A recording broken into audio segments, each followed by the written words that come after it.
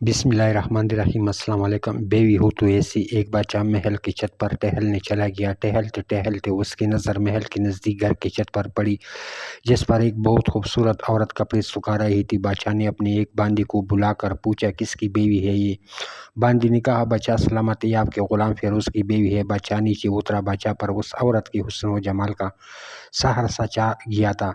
اس نے فیروز کو بلایا۔ فیروز حاضر ہوا تو بادشاہ نے کہا، فیروز، ہمارا ایک کام ہے، ہمارا یہ خط فلانا ملک کے بادشاہ کو دے آؤ اور اس کا جواب بھی ان سے لے آنا۔ فیروز اس خط کو لے کر گھر واپس آ گیا۔ خط کو اپنی تکیے کے نیچے رکھ دیا، سفر کا سامان تیار کیا، رات گھر میں گزاری اور صبح منزل مقصود پر روانہ ہو گیا۔ اس بات سے لا علم کہ بادشاہ نے اس کے ساتھ کیا چال چلی ہے۔ ادھر فیروز جیسے ہی نظروں سے اوجھل ہوا، بادشاہ چپکے سے فیروز کے گھر پہنچا اور آہستہ سے فیروز کے گھر کا دروازہ کھٹکھٹایا۔ فیروز کی بیوی نے پوچھا، کون ہے؟ بادشاہ نے کہا، میں بادشاہ ہوں، تمہارے شوہر کا مالک۔ تو اس نے دروازہ کھولا۔ بادشاہ اندر آ کر بیٹھ گیا۔ فیروز کی بیوی نے حیران ہو کر کہا، آج بادشاہ سلامت یہاں ہمارے غریب خانے میں؟ بادشاہ نے کہا، میں یہاں مہمان بن کر آیا ہوں۔ فیروز کی بیوی نے بادشاہ کا مطلب سمجھ کر کہا، میں اللہ کی پناہ چاہتی ہوں آپ کے اس طرح آنے سے، جس میں مجھے کوئی خیر نظر نہیں آ رہی۔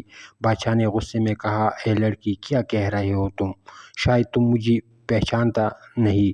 میں بادشاہ ہوں، تمہارے شوہر کا مالک۔ فیروز کی بیوی نے کہا، بادشاہ سلامت، میں جانتی ہوں کہ آپ ہی بادشاہ ہیں، لیکن بزرگ کہہ گئے ہیں، شیر کو اگرچہ جتنی بھی تیز بھوک لگی ہو لیکن وہ مردار تو نہیں کھانا شروع کر دیتا۔ اور کہا، بادشاہ سلامت، تم اس کٹورے میں پانی پینے آ گئے ہو جس میں تمہارے کتے نے پانی پیا ہے۔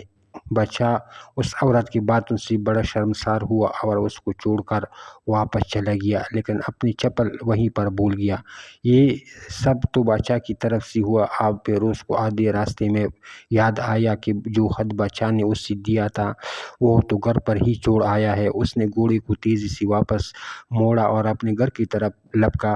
فیروز اپنے گھر پہنچا تو تکیے کے نیچے سے خط نکالتے وقت اس کی نظر پلنگ کے نیچے پڑے بادشاہ کے نال چپل پر پڑی، جو وہ جلدی میں بھول گیا تھا۔ فیروز کا سر چکرا کر رہ گیا اور وہ سمجھ گیا کہ بادشاہ نے اس کو سفر پر صرف اس لیے بھیجا تاکہ وہ اپنا مطلب پورا کر سکے۔ فیروز کسی کو کچھ بتائے بغیر چپ چاپ سے گھر سے نکلا، خط لے کر وہ چل پڑا اور کام ختم کرنے کے بعد بادشاہ کے پاس واپس آیا تو بادشاہ نے انعام کے طور پر اسے 100 دینار دیے۔ فیروز دینار لے کر بازار گیا اور عورتوں کے استعمال کی قیمتی کپڑے اور کچھ تحائف بھی خرید دیے۔ گھر پہنچ کر بیوی کو سلام کیا اور کہا، چلو تمہارے میکے چلتے ہیں۔ بیوی نے پوچھا، یہ کیا ہے؟ کہا، بادشاہ نے انعام دیا ہے اور میں چاہتا ہوں کہ پہن کر اپنے گھر والوں کو بھی دکھاؤ۔ بیوی، جیسے آپ چاہیں۔ بیوی تیار ہوئی اور اپنے والدین کے گھر اپنے شوہر کے ساتھ روانہ ہوئی۔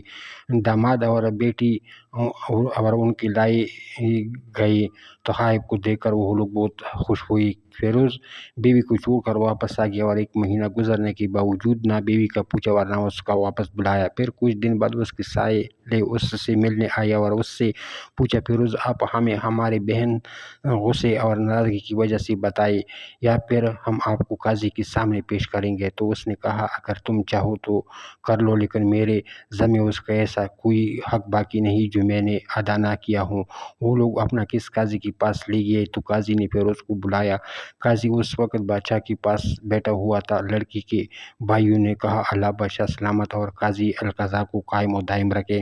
قاضی صاحب، ہم نے ایک سرسبز باغ درخت پھلوں سے بھرے ہوئی اور ساتھ میں میٹھے پانی کا کنواں وہ شخص کے حوالے میں دیا، تو وہ شخص نے ہمارا باغ اجاڑ دیا، سارے پھل کھا لیے، درخت کاٹ لیے اور کنویں کو خراب کر کے بند کر دیا۔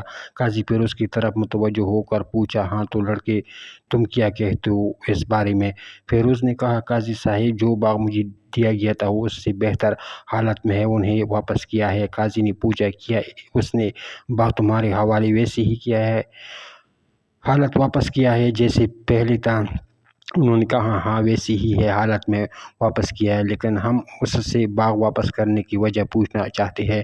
قاضی ہاں پیروز تم کیا کہنا چاہتے ہو اس بارے میں؟ پیروز نے کہا قاضی صاحب میں باغ کسی بغض یا نفرت کی وجہ سے نہیں چھوڑا جا، اس لیے چھوڑا کہ ایک دن میں باغ میں آیا تو اس میں نے شیر کی بچوں کی نشان دیکھی تو مجھے خوف ہوا کہ شیر مجھے کھا جائے گا۔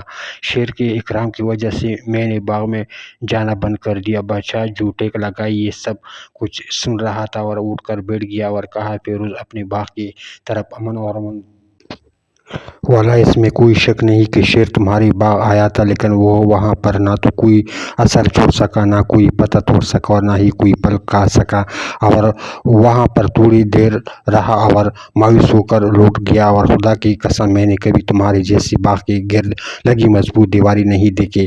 تو پیروز اپنے گھر لوٹ آیا اور اپنی بیوی کو بھی واپس لے لیا۔ نہ تو قاضی کو پتہ چلا اور نہ ہی کسی کو اور کہ ماجرا کیا تھا۔